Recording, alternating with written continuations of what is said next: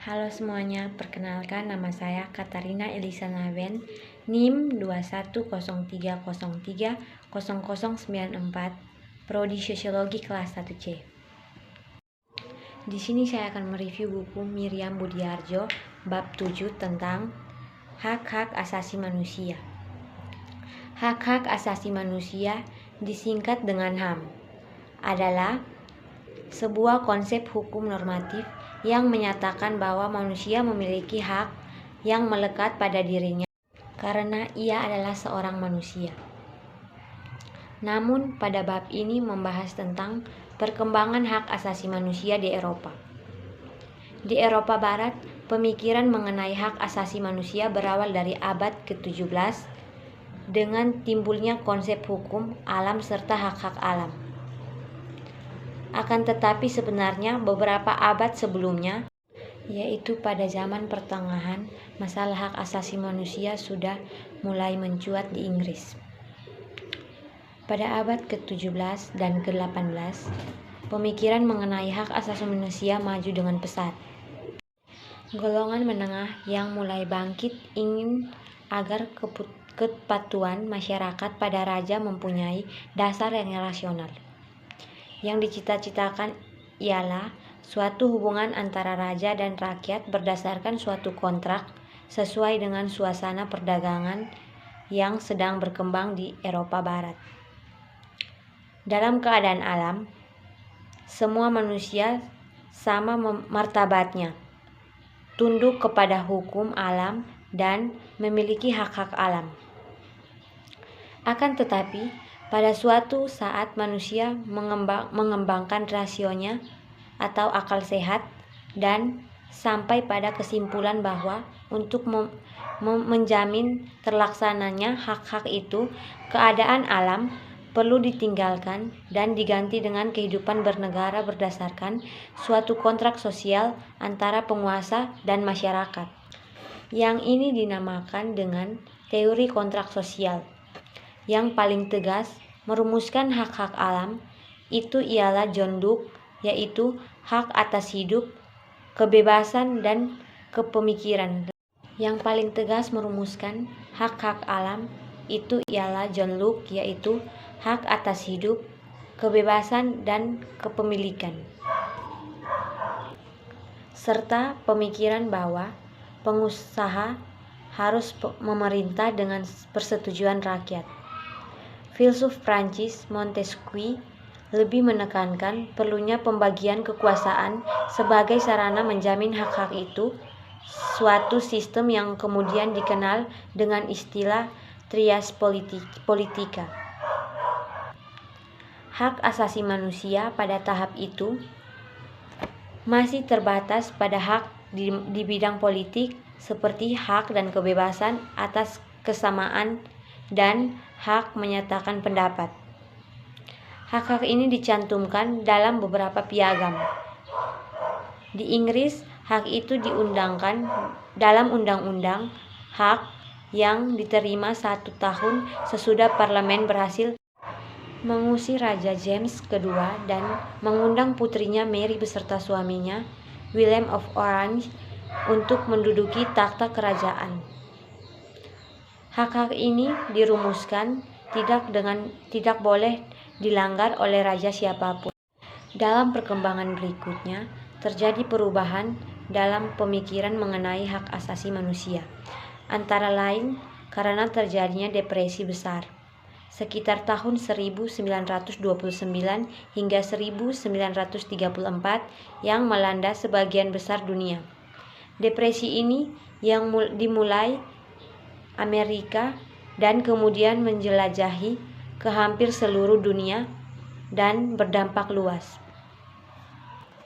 Sebagian besar masyarakat tiba-tiba ditimpa pengangguran dan kemiskinan. Di luar Amerika pun berdampak cukup dahsyat. Di Jerman depresi berakibat timbulnya Nazisme yang dipimpin oleh Adolf Hitler. Perkembangan ini menyebabkan banyak orang berimigrasi ke Amerika dan negara-negara demokrasi lainnya. Jutaan orang Yahudi yang tidak sempat meninggalkan Jerman ditahan dan dibunuh dalam berbagai konsekuensinya. Sementara itu, di belahan timur utara telah terjadi perubahan besar yang dampaknya terasa di seluruh Amerika Serikat.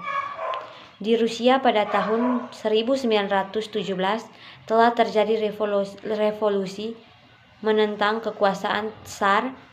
Dengan dipimpin oleh Lenin, golongan komunis berhasil didirikan negara baru berdasarkan ideologi Marxisme seperti ditafsirkan oleh Lenin atau komunisme. Revolusi ini membawa penderitaan besar khususnya bagi kalangan atas. Stalin pada tahun 1879 sampai 1953 yang mengambil alih tampuk pimpinan pada tahun 1924, orang yang dianggap anti-revolusioner dibunuh atau ditawan dalam kamp konsentrasi. Sesuai dengan Perang Dunia Kedua, Uni Soviet berhasil menjadi saingan bagi Amerika Serikat sebagai negara adidaya. Sampai pada akhir tahun 1989, Uni Soviet runtuh sebagai nation-state dan terpecahnya menjadi beberapa negara. Hilang pula Uni Soviet sebagai simbol komunisme dan pendekar Dunia Kedua. Pada tahap pertama, berdirinya Uni Soviet berusaha keras untuk mentransformasikan dari negara agraris menjadi negara industri. Akan tetapi pembangunan industri barat terlalu diprioritaskan sehingga menimbulnya penderitaan besar di kalangan rakyat. Hal itu berubah saat keadaan sosial ekonomi ditingkatkan melalui penyediaan kesempatan kerja, perumahan, serta pendidikan. Hak ekonomi dianggap lebih substansif dalam Undang-Undang Dasar 1977. Hal ini diulang kembali dalam pasal 50 dan ditambah dengan ketentuan dalam pasal 39 bahwa semua hak yang dijamin dalam undang-undang, dengan kata lain, jika hak dianggap sebagai ancaman terhadap ideologi komunisme, maka hak itu tidak memperoleh perlindungan. Dengan demikian, bobot hak asasi manusia sangat terbatas maknanya.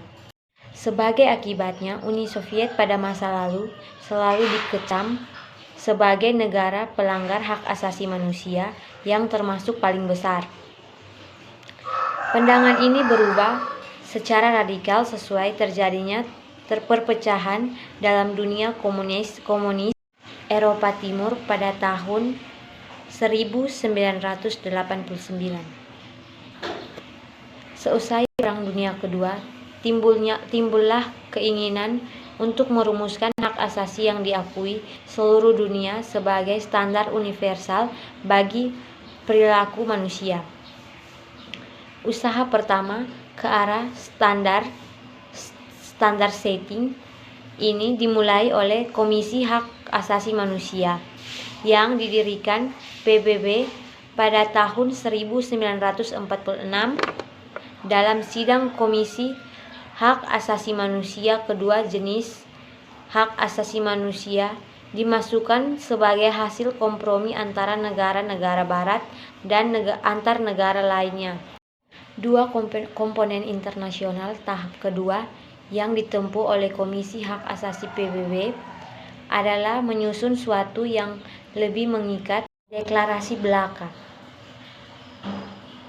Dalam bentuk perjanjian, ditentukan pula bahwa setiap hak akan dijabarkan dalam prosedur serta aparatur pelaksanaan dan pengawasan dirumuskan secara rinci.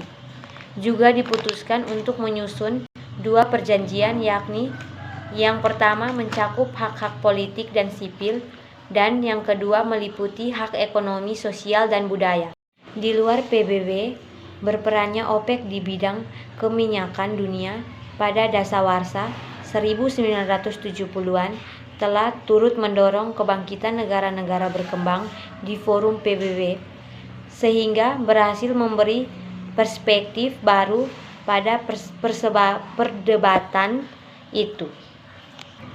Negara-negara berkembang sangat mendukung perumusan hak ekonomi dan komponen internasional karena merasa bahwa tugas menyejahterakan rakyat merupakan prioritas pertama. Malahan ada pendapat di benua Afrika bahwa penikmatan hak ekonomi merupakan jaminan untuk penikmatan hak politik. Sekian hasil review saya, terima kasih.